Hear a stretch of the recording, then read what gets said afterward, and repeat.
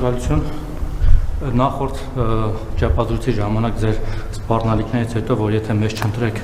պատերազմ կեղի 50 բալ երկաշարժ կեղի սա կկործանվեն վարի կգնան մեզ հաշմանդամ կսարքեն մենք էլ անգործ կմնանք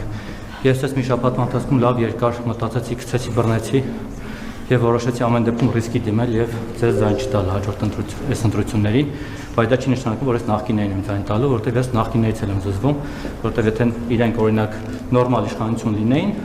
բացի մի փոքրից իհարկե եթե նորմալ իշխանություն լինեին դուք այսօր այստեղ կանգնած չեք լինի Արցախը կլներ հանձնված չէ լինի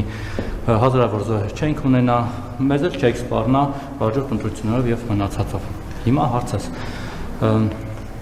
դուք այնուամենայնիվ բացի պատերազմի սպառնալիքից նաև քաղաքական դաշտում ձեր թիմակիցները սպառնալիքներն այսպես ասած սպառնում են կամ հանրությանը վախեցնում են ինչ որ ուժերով օրինակ Ռոբերտ Քոչարյանով օրինակ ռուսներով ինչ որ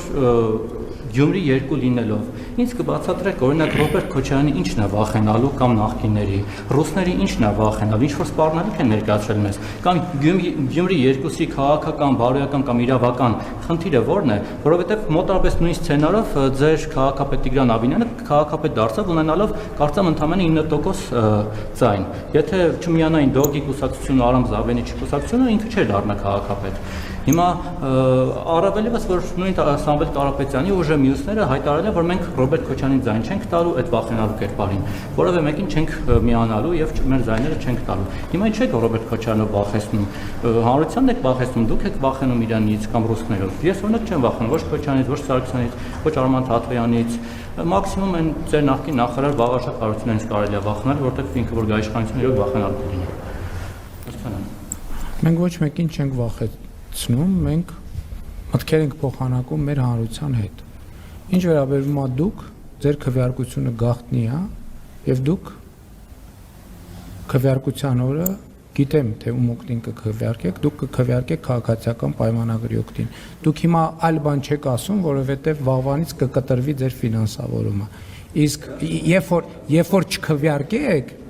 չքվեարկեք քաղաքացիական պայմանագրի օգտին էլի կտրվելու է ձեր ֆինանսավորում չեմ սպառնում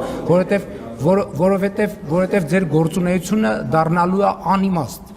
որովհետև ձեր նման լրագրող պետք չի լինելու Հայաստանի Հանրապետությունում ասենք դուք գործազուրկ եք լինելու դուք չեք կարող չեմ սպառնում ես այսինքն դուք դա ինձնից լավ գիտեք դուք լրագրող եք Գիտեք ինչի եք դուք հիմա աշխատանք ունեք Չէ 15 տարի այդ կներեք Ռուբիկ Հակոբյանը չէր կներեք ինչ էր տեղի ունեցել ձեզ այդ չի եղել ձեզ այդ տես բան երբ ա եղել դա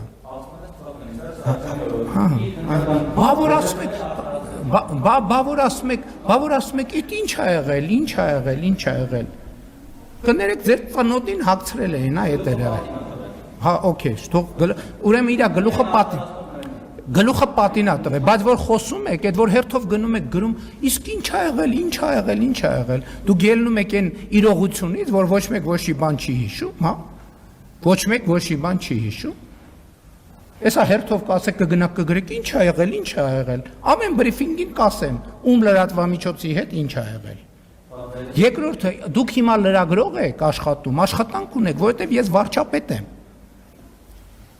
Որովհետև այն մարդիկ, ովքեր ձեզ ֆինանսավորում են, իրանց պետք է դուք, որ գաք ես միկրոֆոնի տակ կանգնեք, ասենք դոշ ծեծելով ասեք, ման, ինչքան վիրավորական, ինչքան կներեք բարոյականության հետ սահմանակցող արտահայտություն, որ դուք կանգնեք, իրանք էլ ասեն, տեսեք ինչ թույլ է, ծնոտին չտվեց, բայց ասում եմ, Իմ ուժեղությունը ծնոտին տալու մեջ չի, իմ ուժեղությունը լեգիտիմության մեջ է։ Երբ որ ես վարչապետ չլինեմ, դուք 4 ժամ հետո աշխատանք չեք ունենալու։ Ոնց որ 2000 չգիտեմ որ թվին եկել էին առավոտի խմբագրությունում ԱԱՑ-ից եկել էին համակարգիչները հավաքել տարել, որովհետև այդ իրանք էին տվել, պարզվեց համակարգիչները։ Գալու են ձեր հեռախոսը ժամացույցնել են ձեռներիցդ հանելու, որ պահին ես վարչապետ գոնե գնահատեք։ Դուք չեք հասկանում, որ դրա համար եք աշխատում, որովհետև ձեր մակարդակի լրագրողը 1000 ներողություն։ Նախ նորմալ լրատվական դաշտում աշխատանք չի ունենա։ Եվ երկրորդը, ես վարչապետ չլինեմ, դուք ընդհանրապես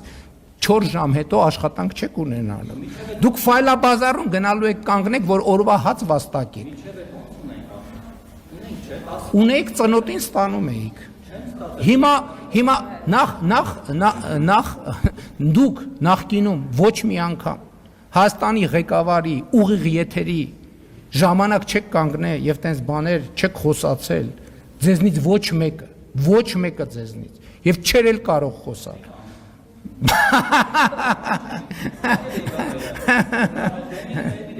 Շատ լավ։ Դուք դեռ երկար լրագրող կաշխատեք, բայց ձեզ խնդրում եմ ձեր մասնագիտական որակների վրա աշխատեք։ Պետքա մի քիչ բան անել, վերապատրաստումների գնալ, պետքա մի քիչ